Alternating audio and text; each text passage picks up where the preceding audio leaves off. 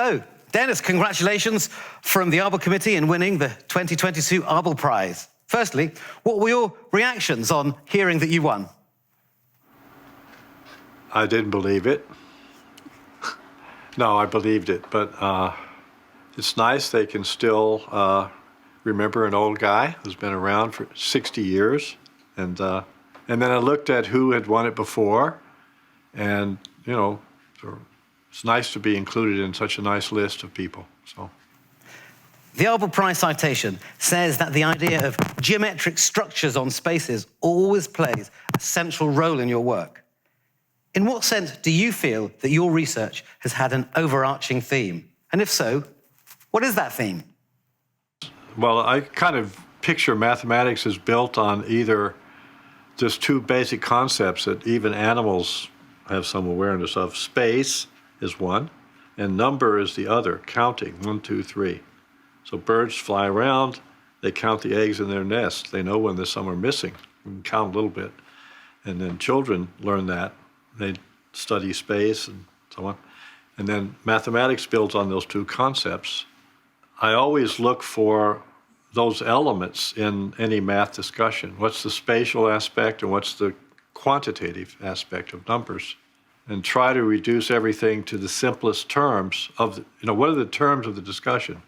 Sometimes this is even possible in a proof of something that might be a complicated proof. You can find these either spatial or pictorial elements, like the things on my blackboard over here, as opposed to the numerical aspects, which are kind of hard to understand because they're symbolic, involving manipulations, whereas the spatial things can be explained to children, young children, actually. But then the idea is to reduce everything to the simplest elements, and then so it's easy to understand what's going on. Somehow that's kind of a theme. And then sometimes you find that, oh, you understand things in a simple way, and then you can do more things. It's like when you have a tool, screwdriver or something, learn how to use it, and then you can do other things with it. So, but the tool has to be simple to be used a lot. So simplicity is a big thing. So then many math questions, which are specific questions, are something taking place in space, or the abstract version of space. So that's the theme. Great answer. You are exceptional in having proved important results in different fields, from topology to dynamical systems. What is it about maths that brings you the most satisfaction? I'd like to start by commenting on that first. Mathematics is very generous in the sense that it's interesting wherever you look. So many people learn basic mathematics, and then they write a thesis on one area, and then they're already hooked because it's interesting where they are. You don't have to travel around the world. I mean, Long Island is interesting. You can study Long Island, right? With this process I was describing before, you start saying there aren't really that many different fields. See, that's the perception of people who organize the bulletins of American Math Society, and they make categories and stuff.